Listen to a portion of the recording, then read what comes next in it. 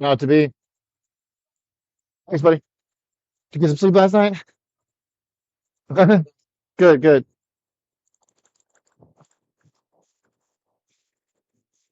I'm going to expose the soft underbelly of this market. That's funny, Brent.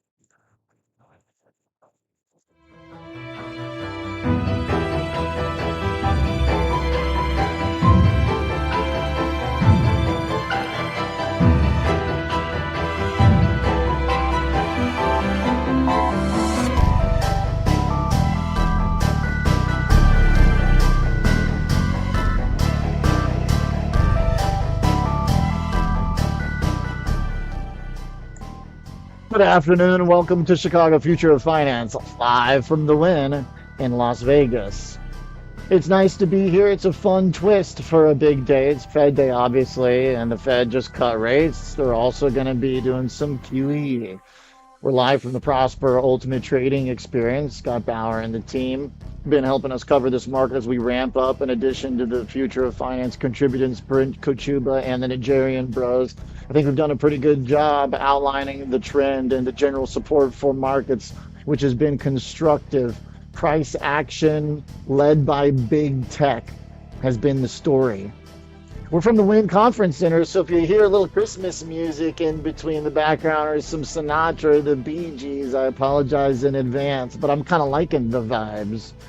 You know, the music for the market, I think, goes quite beyond the Fed. Let's look at the charts here because I think they speak for themselves pretty well. You do have generally strength and technically in the S&P 500. This is the 10-year chart. which could get interesting because, as some have pointed out, I think I kind of did very originally, the bizarro relationship between the bond market and the Fed, which essentially began when the Fed embarked on its cutting program. We saw yields rise afterwards, and that to me is a symptom of what happens when you add support to an economy that's already generally pretty supported. We haven't had a lot of bad data. Maybe we haven't had great data, but overall, this has been an economy that's been pretty resilient. And so to add on a little bit of juice by giving the support from the Fed, then you're in pretty good shape to maybe see the economy stay strong, add a little cherry on top. I think that's the story. If that's the case, then look for the 10-year to break higher in yield. We're at 4.2%. You can see the line that I've had here basically for some time at 4.2%. Are we going to get a pop above there and make a big move technically? I mean, you can kind of see where this line has been important technical resistance for yield, which means support in price. But let's see if maybe we can push through that. I actually don't think this is the biggest story. Let's go to what the biggest story is, to be honest. And that to me is semiconductors. Here it is, 1.6% on the SMH. That's a good situation. You've got rallying prices in semiconductors and a trend that is unmistakable. Higher highs. Yesterday, Charlie Moon here at Prosper talked to us about Micron, another example of a stock breaking out and moving higher. The list is pretty long. First, it was Alphabet, which moved back in October and November. Then you saw Apple as well making a move. So all of this is very much, I think, in trend. And the other thing is that the weakness in crypto hasn't phased the market for stocks at least, and it does look like Master down 2.5%, not a problem. Bitcoin slightly lower on the day, but also firming up. If you go intraday for BTC and gold, you'll see a little bit of firming here just in the last hour. Not a ton for coins, but I think one big story is in the Russell 2000. Look at the small caps. We talked about IWM as being a very key leader. A lot of people looking for rotation, and it does seem like that's a pretty good place to look right now. And I do think that's a message that is oftentimes heralded, but never really followed through. And so now you actually get the follow through for the Russell and the breakout on the Russell and the small caps. That's a really good situation. I think that that's something that you can generally root for because it helps to have a leader in the market. And that's basically what you've got. To put some of this in context for the risk radar, the stocks will be going green here if we're making all-time highs, and I believe we are going to. Maybe Bitcoin will go yellow, bonds and the dollar. I'm still looking for more direction there. If the 10-year yield does go through 4.2%, you'll see bonds go red. And for the dollar, I just still don't see a lot of direction in that chart. As the dollar is getting hit today, generally you kind of assume that the rate cut will be bearish for the dollar, but let's see what happens. The bonds, again, I think this is very much a tech story. It's very much a flows story as well. That is really important. The flows that we've seen that have been consistent in the options market, the gamma pull, the drag of the overall bullishness and momentum, that is something Brent Kochuba has talked to us a lot about at SpotGamma. So let's get into it. He's joining me here back on the show. Brent, good to see you, sir, and good morning. Depending on where you are. It's noon for me out here in Vegas, which is kind of morning by Vegas standards. I suppose it is. Fed cut, Brent, is that a bonus, a cherry on top, a real important part of this narrative? Tell me how you're seeing today's action and fitting into the Fed narrative. I think coming into this, it was a 90% odds that he was going to cut, so that the Fed was going to cut. So that seems to just have come to fruition. And obviously the guidance, the market likes the guidance out of this. And so that has allowed vol to sink. We see the VIX is now dropping down to about 15.5 right now. And that's helping the market to boost up into this 6,900 area. You were focusing a lot on semis before. So we clear the FOMC risk. As we talked about in our founders note this morning, we have this interesting situation where the Fed is clearing some risk today, but there is some event vol tied to events next week. We have CPI and non-farms payroll, for example, so there's an immediate attention sort of switch to that. Traders also are pricing in who the next Fed is likely to be, the chairman. So there's still some shifting around there, and so I think that the forward guidance for now is enough for the market to say, great. And then we're going to turn into, if you remember what happened around Thanksgiving, Oliver, we had the VIX around 25. It was a very tenuous situation. And then also when it happens, we hit the holiday, right? People go on Thanksgiving. And then you have a half day after Thanksgiving. And that was right after OPEX. And so all those puts, all those expensive calls when the VIX, expensive VIX calls that were in place around November options expiration and playing into the holiday rallied, right until Black Friday, right into that last week. And this is a little bit of a similar situation. Obviously, we're coming in with the VIX more at 16 here. But the key thing that I noted is that sub 16 right now. I just pulled it up, Brent. We're at 15.6. The vol real crushed here. Yeah, it's coming down sharply. So the Fed clears that out, and that's just allowing the market to rally. This is sort of a Vanna booster, right? Now, what's interesting about this is that you were touching on semis and the strength there, and I think Trump tried to fire up some animal spirits with news of NVIDIA, and maybe we'll sell some chips to China, and then China's like, maybe we don't want, and want them, and it's a whole saga there, right? But the big thing is we got Oracle tonight. Oracle has been the poster child for AI gone wrong. Everyone knows about their credit default swaps are surging in price, and we've talked about how when credit default swaps surge, what do? You buy equity puts, and that stock went from $345 down to about $200, right? Well, if you look at the positioning in Oracle now, another thing we covered in our Founders Note this morning, the positioning by hedge funds is short put, long call. That's how these traders are all positioned to Oracle. So people are actually leaning quite bullish into Oracle earnings tonight. There's a 9% implied move there. And so assuming Oracle just goes off that hitch, that's great for markets, and I think we'll continue to rally.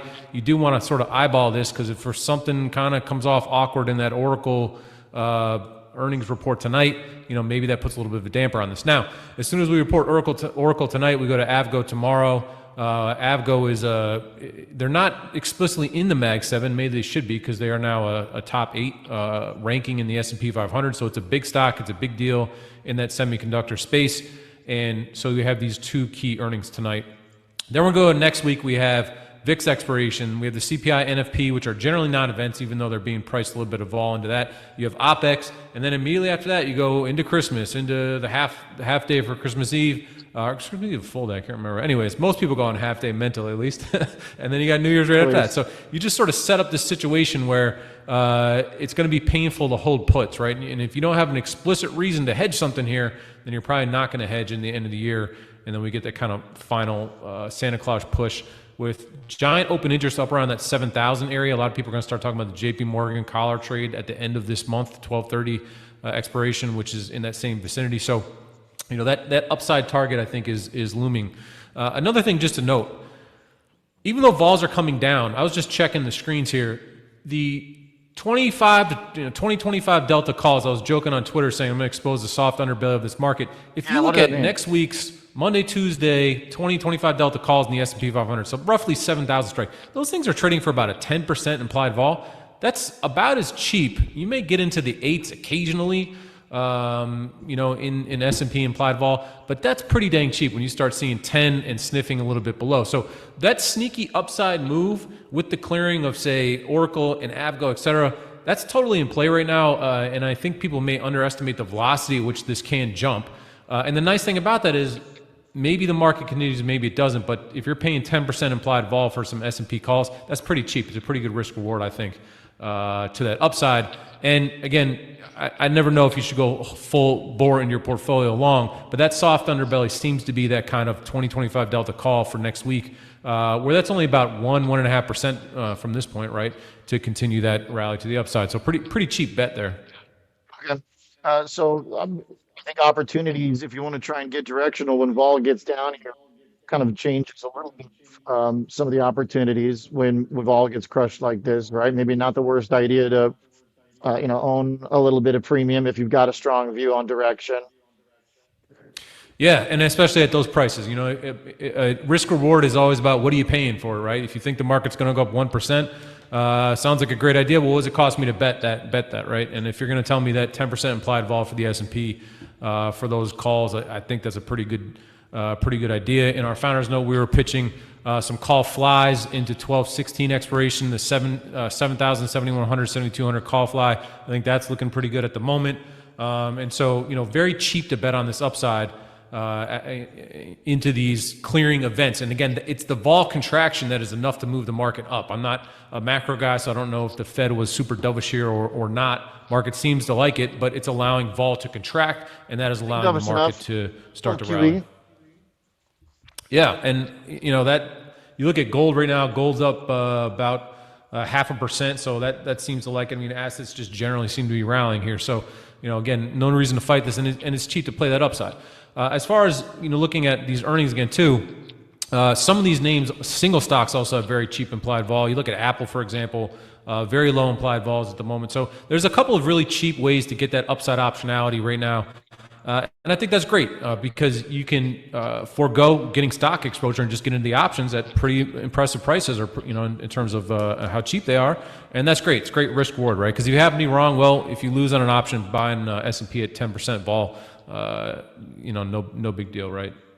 Yeah, we were just looking at the chart of the S&P ripping there, pushing towards 7,000. Since you mentioned stocks here, let's Yeah, go look into at the that tape IWM on. volume. Yeah, oh, and IWM is cranking. We're in the tape here, Brent, as you mentioned. IWM right here, 1.7 million on the options. Up Gamma to, notional too, everything yeah. big. It just seems like there's a real vortex of momentum right now, being driven by options traders who are largely bullish. 100%. I think if you're trying to say, is this rally real, and you see the IWMs are up nearly 2% on 1.7 million in volume, IWMs typically don't trade quite that much in terms of volume, and we still got another 45 minutes left in session. So, that's an impressive amount of volume. It speaks to, some truth to this rally. Also picking up, you see silver, VIX doing about 1 million contracts. Let's not forget VIX expiration coming up on us here. So, there's a bunch of VIX, a lot of VIX activity is going to be feeding into that expiration next week. As this vol gets crushed, you may get a little bit of extra momentum because you have that expiration next week. So that can help to propel things to that upside. So right now, assuming Oracle doesn't spoil the party, it seems like the 7,000 area with that massive open interest is the next major stop for the S&P. Okay. I mean, hey, I think this is all very much in line with what we've been talking about, Brent, for some time. I don't think this was rocket science to figure out that the Fed would have a nice little bonus on top of what was already a very compelling secular story of big tech and a healthy options trading and an economy healthy enough to support people who have been buying the upside and getting rewarded for buying the upside in companies that are, doing big things, basically, at the risk of oversimplifying. I don't think it's rocket science. I think that, trend is your friend, as they've been talking about here a lot. That's my baseline. When I talk to people, when I'm at a conference and we're talking about how do you view the market, I tell people, look, I'm a weatherman for markets, basically. And the number one input is just technicals, higher highs, and we never really got a downtrend in stocks. We got it in some of the crypto stuff, but the correlation broke with stocks, so it looked like we were destined for 7K. Yeah, and to that point, there's been several times where the market had this chance this year in just recent months, right? Through October, Yeah, after the and Trump bears tweet. never took it. November we had big breakdowns, and those were just small concentrations. And the moment was there to have a really big 5 to 10% drawdown. And I think that moment when you start staring down big expirations, big holidays, and end of year flows, it's a little tough for that opportunity now to start to get that downside momentum. On that chart there, when we look at that trace chart, this updates every 10 minutes. So you're seeing the latest in S&P 500 options positioning. And what you see there in that purple area, right, that is the resistance areas that we would look at right now. So you can see at 6950, that purple zone is where we're seeing resistance heat up. I think at 6900 for today, we're probably done for the moment, but we're going to very quickly turn to the Oracle earnings. Again, if those are non-events, if it's a meet to beat, then great. The market's just going to kind of chug on and keep doing what it's doing. And so that 6950 is that really short-term resistance, talking about today into tomorrow maybe. But again, 7,000, the size of the open interest at that strike is just massive. Also, people love big round numbers, and so that becomes the big attractor. Okay, so it seems like you get through these levels, then maybe we even have the a kind of chase situation, because technically we haven't. To my point about trend, we haven't put in the higher highs for the record for S&P. We put the higher high end compared to November, but it's the IWM that's putting in the kind of breakout type stuff. So with vol getting crushed, it seems like the message is if you're following what's happening in the other charts for the Russell or tech, then upside calls maybe are affordable here. Yeah, and you to the point on the soft underbelly, right? The 10% implied vol, and that stuff can get kind of jumpy if the market in this situation that vol gets crushed and things really start to move up. So you can have a little bit of a feedback loop where you get negative gamma to the upside because people start to buy those calls and they start to chase that upside. And I don't think dealers have a real short gamma position in a material way until maybe over 7,000. I mean, if you look at that chart, there's a small shade of blue there, but if you notice that after 4 o'clock, that shade goes away, which tells us that positive gamma, that resistance, is being supplied by zero DTE options.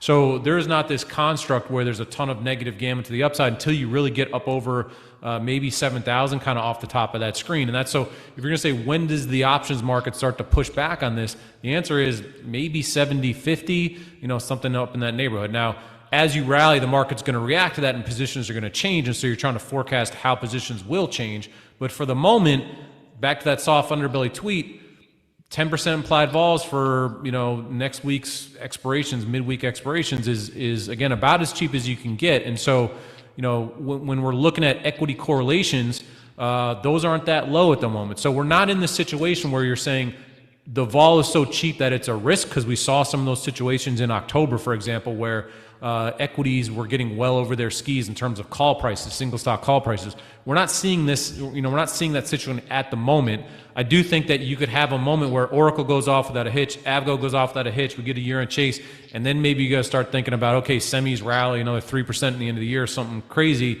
Then you start January with maybe a risky situation. But again, over the next 2 weeks, if you want to buy a put and pay a lot of holiday decay, it doesn't seem terribly advantageous. Yeah, I'm not familiar with that song. I'm hearing a lot of Christmas songs here, but I haven't heard the Holiday Decay. I don't think that's one I Neither of particularly us are want. making as much money as Mariah Carey this season, I can tell you that. That's not a tune I want to sing. Yeah, she's got a residency out here, I believe. Okay, so look, I mean, it seems like it's generally all signs go right now for Brent, long story short. And it's not like a complacent, dangerous, the ball is out of whack and, it's tender for a fire at some point. It seems like it's pretty steady as it goes.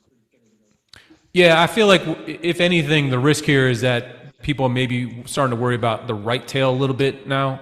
And again, when you look at like the core 1M, the SIBO correlation index, for example, we have very clear levels at which you start saying, okay, this is getting a bit crazy, but we really haven't, hit that moment yet. IWs are starting to break out. You're starting to get Tesla now over 450, right? So we're at 455 there. We mentioned Google before is at 319. So, these leaders aren't, maybe except for Apple, these leaders are not breaking out to new all-time highs yet, right? So those are, if anything, maybe you could argue a little bit behind that kind of mag index. And again, the vols aren't the single stock vols aren't really necessarily bid at the moment, and the S&P vol is pretty cheap. So the risk reward there again is just, I think, very comfortable, where you can say I can get long these very cheap calls, and if I'm wrong, okay, I lost money on these cheap calls, like no big deal. But again, the risk reward, if you do get this kind of jumpy move, and I don't think the market is pricing that in, right? When you're talking 10% implied vol, it's not really pricing in a quick 1 to 1.5% move over the next couple of days. It just seems to be a bit underappreciated, maybe. Yeah, I love that. Great message, Brent. Thank you very much. As always, Absolutely. very helpful, sir. Great stuff from Brent Kochuba, and good analysis running up into this too about the market being ready for this type of move. I will take a short break. We got Jon Najarian standing by. His stocks looking pretty good. I mean, the Russell is really ripping here. Now we got a short break. Innovator Buffer, and we'll be right back from Vegas.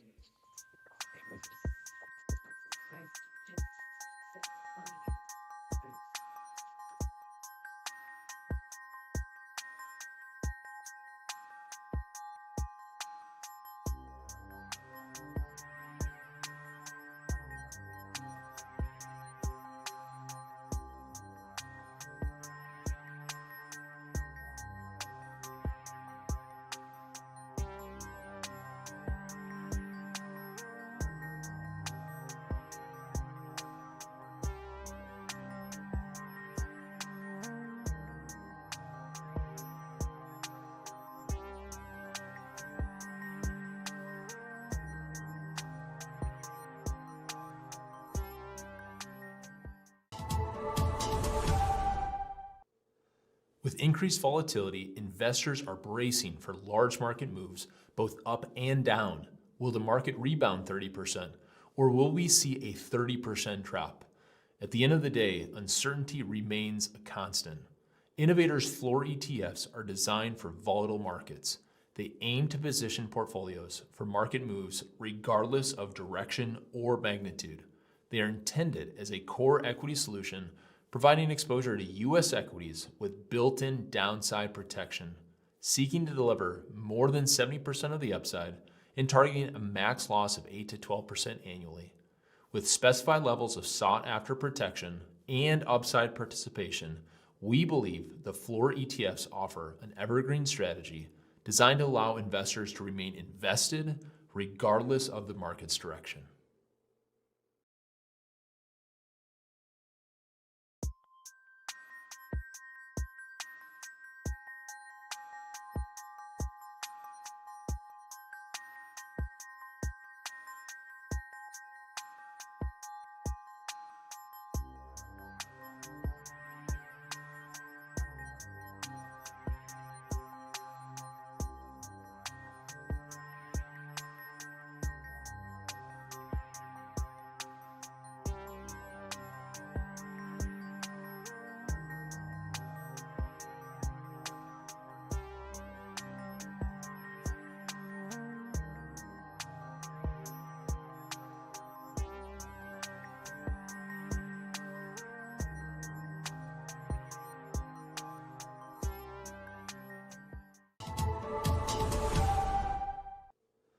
With increased volatility, investors are bracing for large market moves, both up and down.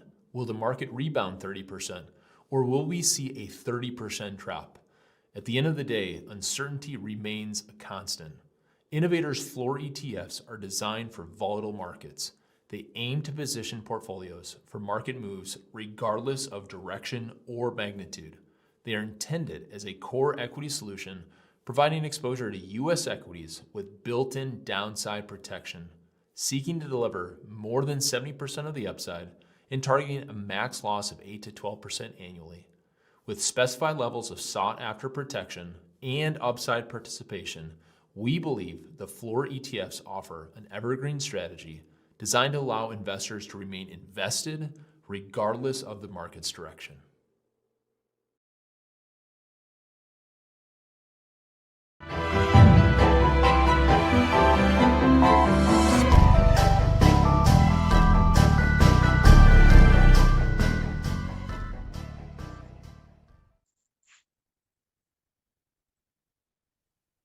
Yo, Mr. Jon Najarian. We got a market here looking pretty good, sir. And I'm liking being in Vegas for a nice little market pop. Might have to put some of the Powell juice to work. How you doing, Dr. J? Well, my man, it certainly is an interesting day.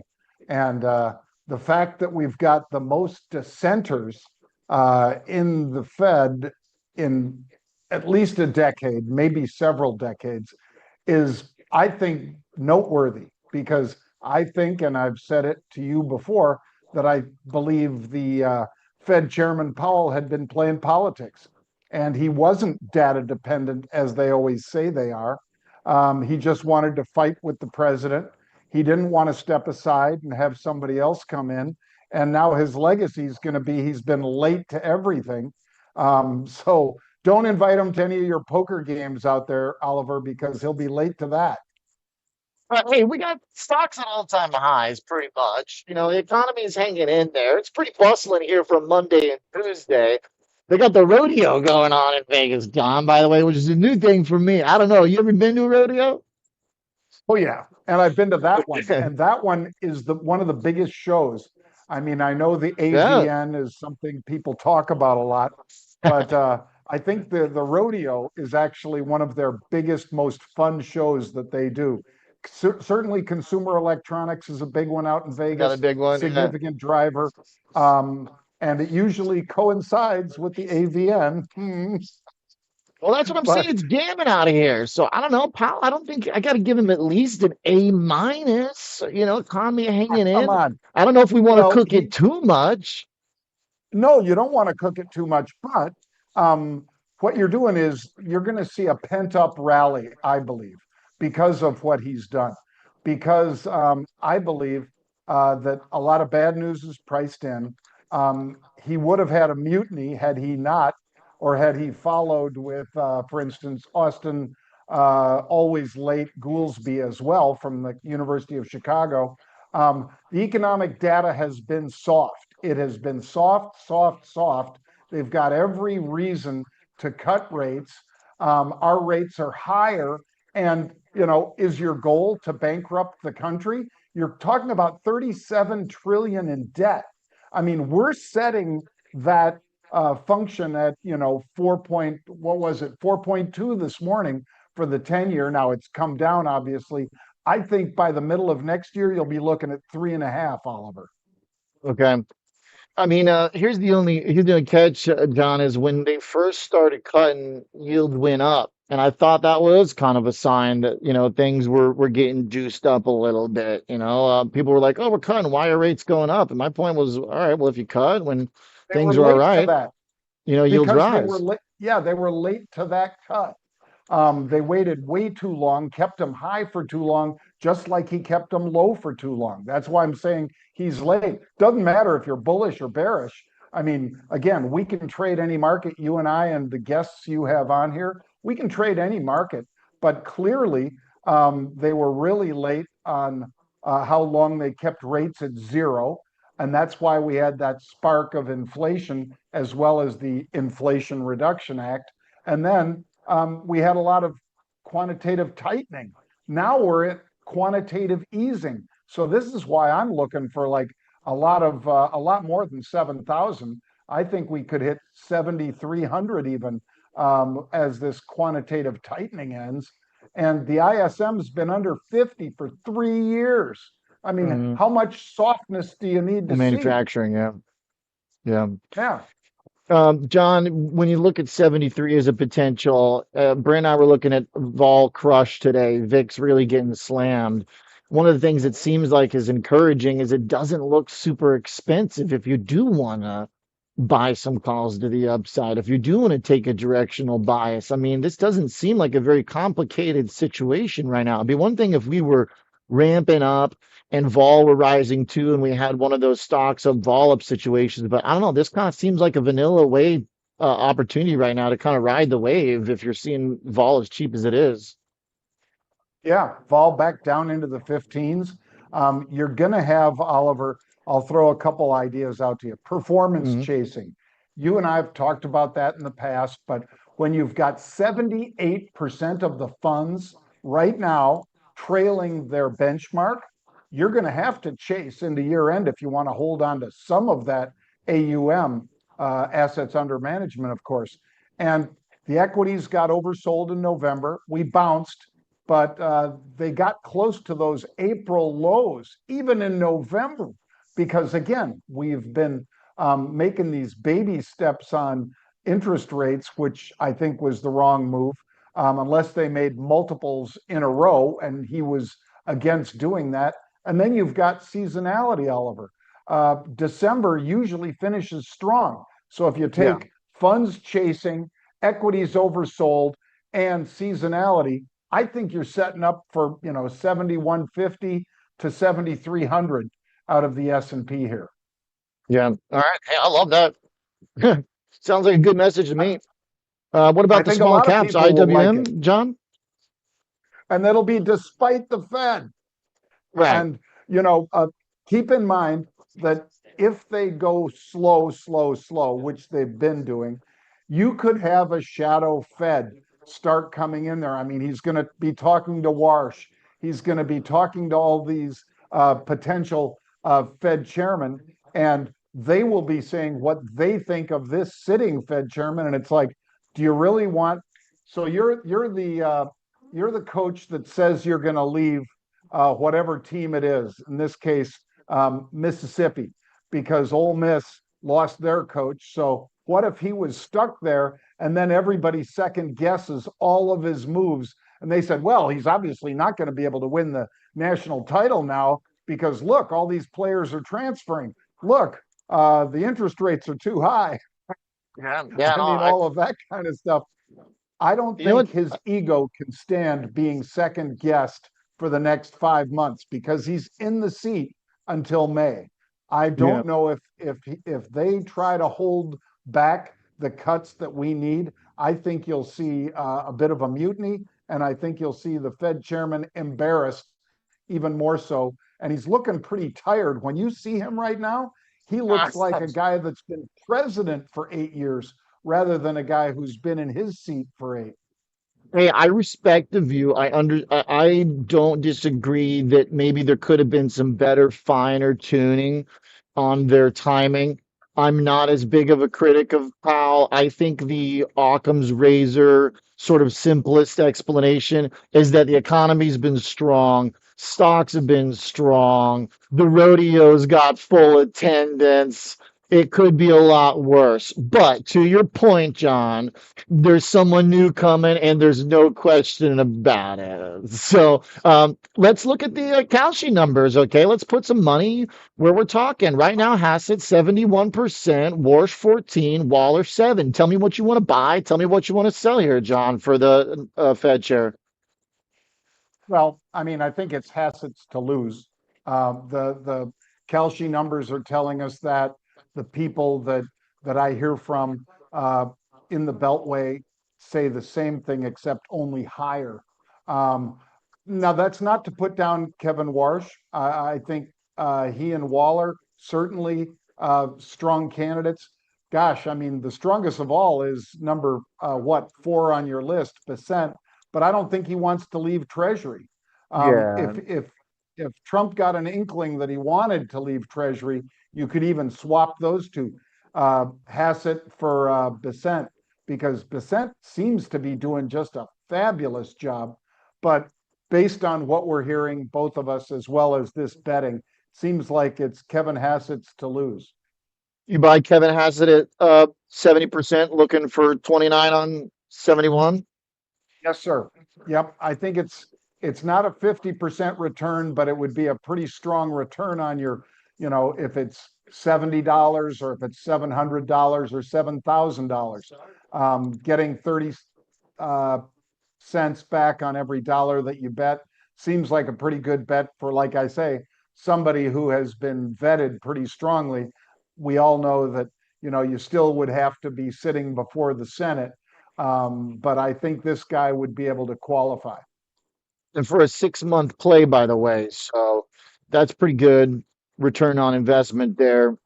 30 on 70, Yeah, roughly. annualize it, and you're at almost 100%. You're at 80% return Yeah. if indeed it is Kevin Hassett. So that's, I think, an interesting one on Kalshi right now. 30 on 70 is nice. Like that trade. The other thing I was going to say, John, is if Yes, you sir. look at the odds for cuts, I was watching CNBC earlier and they were talking about how the odds for a cut in May to June make a pretty big jump. But the thing that I thought they kind of overlooked is the fact that there's just sort of a linear relationship with time right now, where the further out you go, the more odds there are for cuts. Now, I get the Powell in late spring is going to, be out. So maybe that adds a little bit of dovish kind of tilt on. But I still generally think that that's kind of telling us that linear relationship between time and the odds of cuts, that whoever's in charge is generally going to have a dovish bias. I feel like for the most part, for me, John, I just feel like the tech stuff, the micron trades, the AI stuff, Tesla firming up, all those are more important, I think, frankly, to the market and what this has been about, this bull run in tech, than the Fed. What do you say to that? Absolutely right. You're You absolutely agree? right. I mean, yeah, whether it's Ms. Sue It's a bonus. over at AMD, or whether it's Jensen Huang over at NVIDIA. I mean, the numbers that they're putting out are extraordinary. Now, as your last guest said, we're all waiting for Oracle tonight. Oracle should be putting up some pretty interesting numbers as well. And I don't really think it's in the cards at all for the the firm, for Oracle, to say anything but positive things about demand, about where they see data centers playing out here. And I think if indeed they get to go back and forth with questions, it'll probably be about their spend, because the spend is going to be dramatic. From what we've seen so far, we think we're going to see pretty dramatic spending out of the Fed, basic. No, I'm sorry, not the Fed. Out of Oracle here to meet the demand, and that's not a bad thing, but that's something that you could poke at perhaps, because I think people will be interested to note exactly what goes on with Oracle's spend, because that 35% rally after the last earnings report in August was phenomenal. Made Larry Ellison briefly the richest man on earth, Mm-hmm. but the basically, I think free cash capex is supposed to be right around $35 billion for fiscal year 2026. That's up 65%. So if you want to poke at something, that'll be what the analysts might poke at. But it just depends on how good the revenue is and how good the projections are for the backlog, if you will, the RPO. I'm looking at also another bet here on Kalshi. Who will be the top three wealthiest people in the world? Elon back at 99 as we close out the year here. But to your point, Larry Ellison did leapfrog for a moment in time. 86%. JB, Mr. Bezos, and the Zuck right behind. I don't know. It feels like maybe not enough love for Meta in there, but Oh, obviously the I stock got has been lots of quite a bit love for weaker. Meta. I got lots of love for Meta, but I don't see Yeah, him pulling 1.5 trillion out of his backside. yeah, You just and the saw stock's Musk hurting. pull, yeah, you just saw Musk pull 1.5 trillion out of his backside through SpaceX. The latest funding for True. SpaceX before they go public, and I don't know, of course, maybe they'll do another round before they go, but the latest round has their valuation at $1.5 trillion. Nobody else in the history of man has ever come close to that for a privately held company before they go public. It'll be the biggest IPO of all time, assuming that they can hold something like that. And why not? I think you said this recently, Oliver, that he puts up 94% of the load into space through SpaceX. And that's, of course, not even taking into account the money he makes from Starlink, which is obviously under the SpaceX umbrella. So, yeah, if somebody wants to catch Musk, he doesn't need the trillion that he's going to ultimately get from Tesla to be the richest man on earth. He just pulled another 1.5 trillion out of his backside. Yeah. I think my tweet of the day. Where'd it go? Oh, there it is. Yeah, Ben Carlson. Let me pull it up real quick. This is All right. relevant to the conversation. My tweet of the day here. You're gonna like this one. Ben Carlson, wealth of common sense. The meme of De Niro looking at you, and he says, "We're gonna do data centers in space, and you're bearish." But hey, Yeah. it's true. Yeah, Right. And you know who was the main proponent of putting those data centers in space is Google. But Google doesn't have their own rocket, do they? So guess who's right. taken those? Yeah, exactly. They're coming over to Elon. And obviously in space, you don't have to worry about cooling it. And you know what else? Solar runs 24/7. Doesn't run 24/7 on Earth. It runs 24/7 in space, those data centers. So I think you're going to see an awful lot and hear an awful lot about space-based data centers, Oliver. True. Um, I was trying to figure out which De Niro clip this is from. It's Joker, his brief role in the Joker before Oh, Joaquin yeah, Phoenix when did he's him the in. talk show host. Yeah, exactly. But it looks so Yeah, much also like the look, he gives when he takes the drag on the cigarette in yep. Goodfellas too, right before they whack Marty or whatever his name is. Marty, I forget. Sunshine I Love playing in the background. John, you the man. Thanks as always, sir. Appreciate it very much for your time. Jon Always Najarian, appreciate being on with you, Oliver. Keep fighting the thank you, good fight, sir. my man. Love that very much. Thank you, Jon Najarian. And Pete yesterday had some audio issues, but I know you guys couldn't hear John. That was on me. So glad we got you here from Vegas. All right, taking a short little break here, and then we're coming back. Scott Bauer going to join me as we are going to take this market into the closing bell. There are two things about Chicago finance you can't get anywhere else. The first is kind of hard to miss. Everyone's trading options. SIBO is on a 5-year growth streak making billions, and its goddess of grain sits atop the final pit of open outcry. And that's what it's all about. The chance to fend for yourself. A fortress You've been able to for the hear me? self-made trader, Yeah. and the only still standing in There we go. America. Okay, got it. The second thing you may not know, but it's worth trillions. Chicago is the only major city in America that's home to 2 of the top 10 registered investment advisors, according to Barron's. That means a steady river of passive money and fixed income pouring into the city. If you think you can beat the market, this is where you do it. If you've got value, price will discover you here in Chicago, the future of finance. Join me, Oliver Rennick, from SIBO, Tuesday, Wednesday, Thursday, into the closing bell, live from Chicago.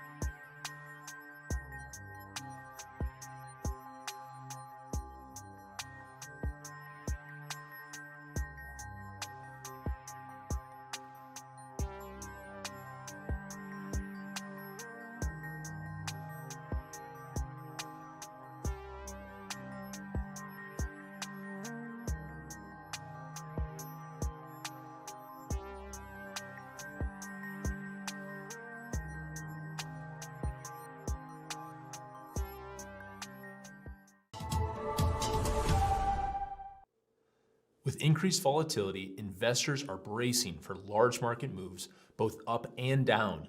Will the market rebound 30%, or will we see a 30% trap? At the end of the day, uncertainty remains a constant. Innovators' floor ETFs are designed for volatile markets. They aim to position portfolios for market moves regardless of direction or magnitude. They are intended as a core equity solution, providing exposure to U.S. equities with built-in downside protection, seeking to deliver more than 70% of the upside and targeting a max loss of 8 to 12% annually. With specified levels of sought-after protection and upside participation, we believe the floor ETFs offer an evergreen strategy designed to allow investors to remain invested regardless of the market's direction.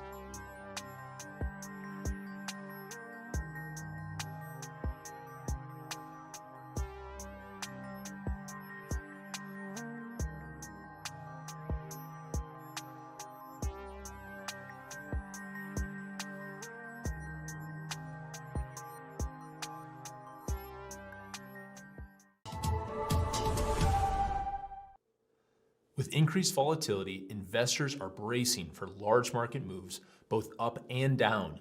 Will the market rebound 30%, or will we see a 30% trap? At the end of the day, uncertainty remains a constant. Innovators' floor ETFs are designed for volatile markets. They aim to position portfolios for market moves regardless of direction or magnitude. They are intended as a core equity solution, providing exposure to U.S. equities with built-in downside protection, seeking to deliver more than 70% of the upside and targeting a max loss of 8 to 12% annually.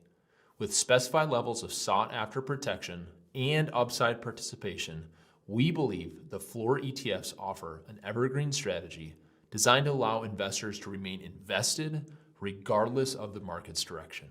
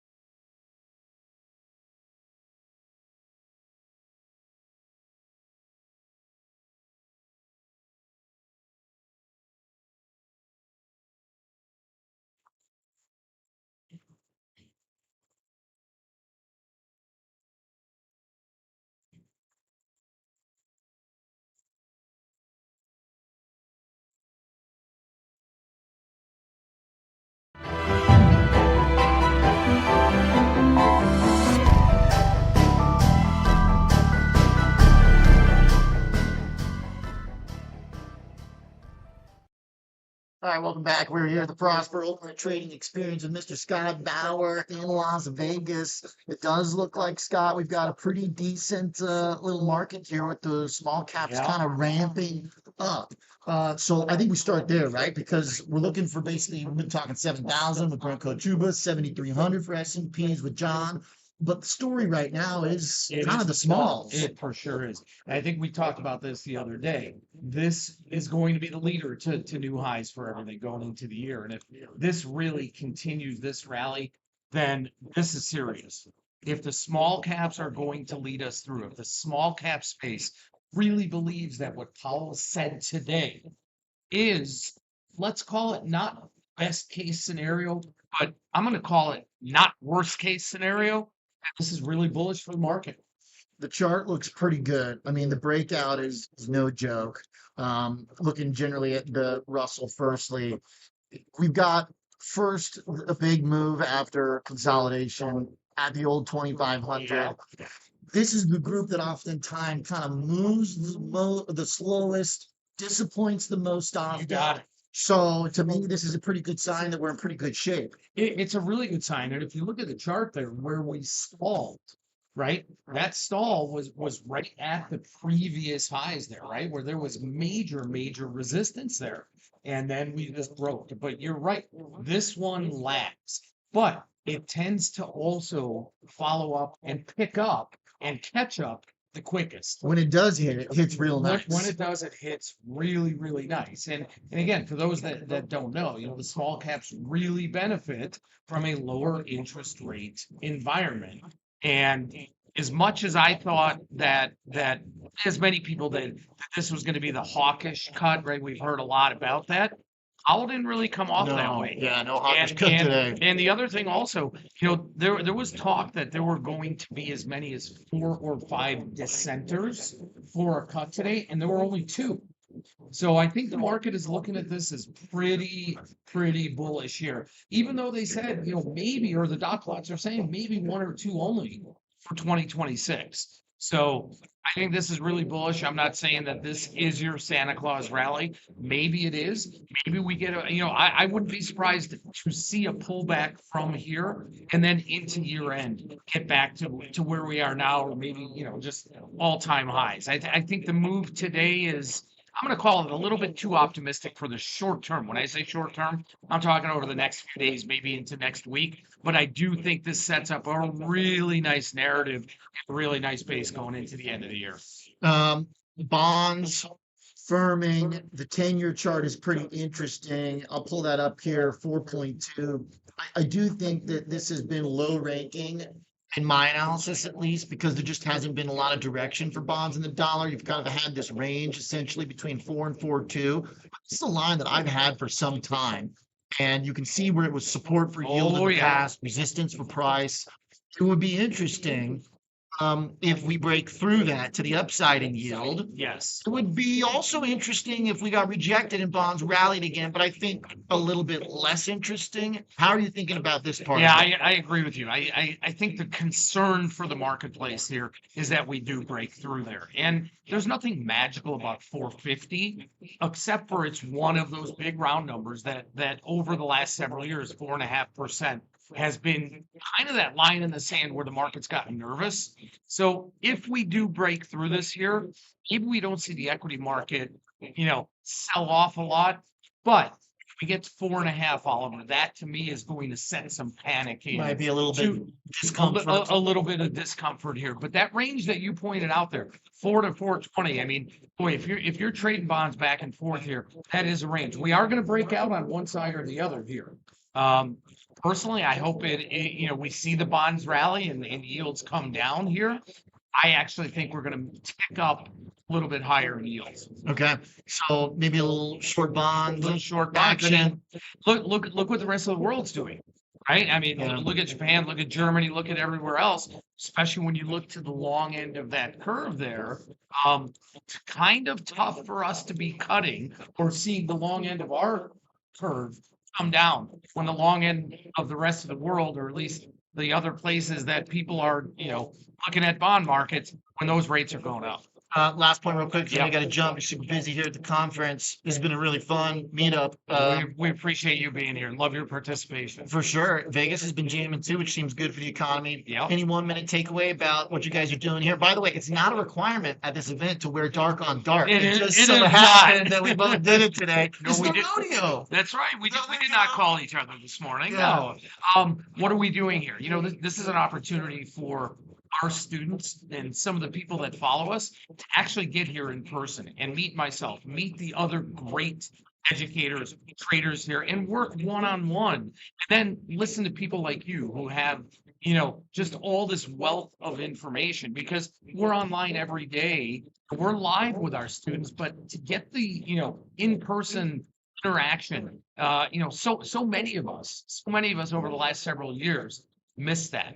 Have lost that. Yeah. Right. Yep. And there's nothing like being in person. And I know, this is the first time we've done one here. We do them in Chicago all the time. This is the first time we've done it here. It won't be the last, because it's been a great several years. It's been on fun. I think a lot of the prospect people, your clients, are very solid options, Big time. traders, and I've been impressed by. And so it makes the conversation and it makes the analysis that we've been doing, I think, really brings something to the table, especially for some of the more complex ideas. To sit down and kind of walk through them and talk about them. Absolutely. We talk about the, just basic options all the way up to, pretty intricate There's some types of people doing zero strategies. DTEs, 100%. slinging stuff. I know Charlie's got a room for that as well, right. which I like. That's kind of, I think, a really important part of this market. It is. Good event. Thank you again. Thanks for I having really me. appreciate Yep, it. for sure. Let's get back to it. We're here in Vegas. Closing thought here as we're going to the bell. We'll be right back.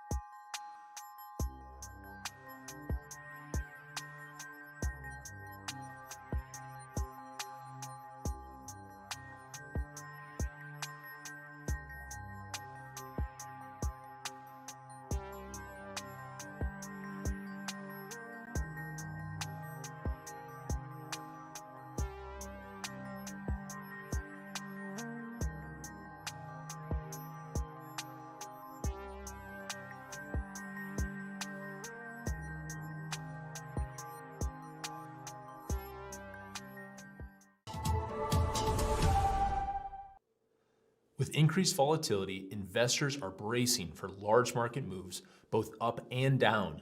Will the market rebound 30%, or will we see a 30% trap? At the end of the day, uncertainty remains a constant. Innovators' floor ETFs are designed for volatile markets. They aim to position portfolios for market moves regardless of direction or magnitude. They are intended as a core equity solution, providing exposure to U.S. equities with built-in downside protection, seeking to deliver more than 70% of the upside and targeting a max loss of 8 to 12% annually. With specified levels of sought-after protection and upside participation, we believe the floor ETFs offer an evergreen strategy designed to allow investors to remain invested regardless of the market's direction.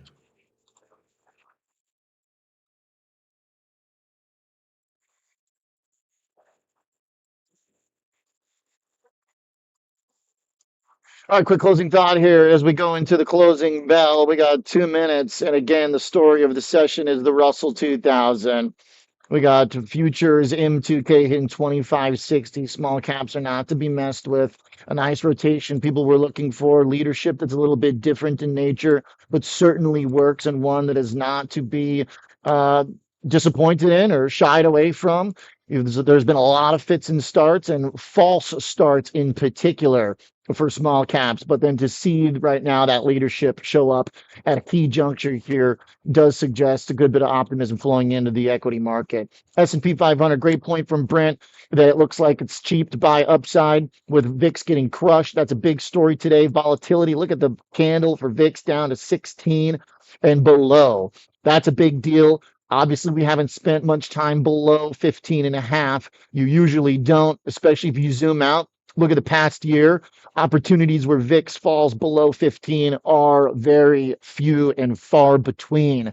Usually, the income approach using options and having a balance rather than just owning premium and the risk of time decay right now, it's pretty cheap to take that risk. So if you have a strong view directionally, whether it's up or down, using options to speculate is a pretty cheap opportunity when VIX is where it's at. If it goes even cheaper, then fire away. BTC sitting at 92.5 right now is pretty weak, but I still think looks like it should revisit 100K. Question is if master will follow, and if you get that big kind of crypto risk on vortex, how important is the Fed cut for crypto? BTC, I think it seems very reasonable to go and test 100K at least. Lastly, just one look at the risk radar, because I do want to iterate that yellow light for stocks is itching to go green. Let's just get through 7,000. We're so close for the S&P 500. Very, very close. Have a great day. I'll see you on Friday.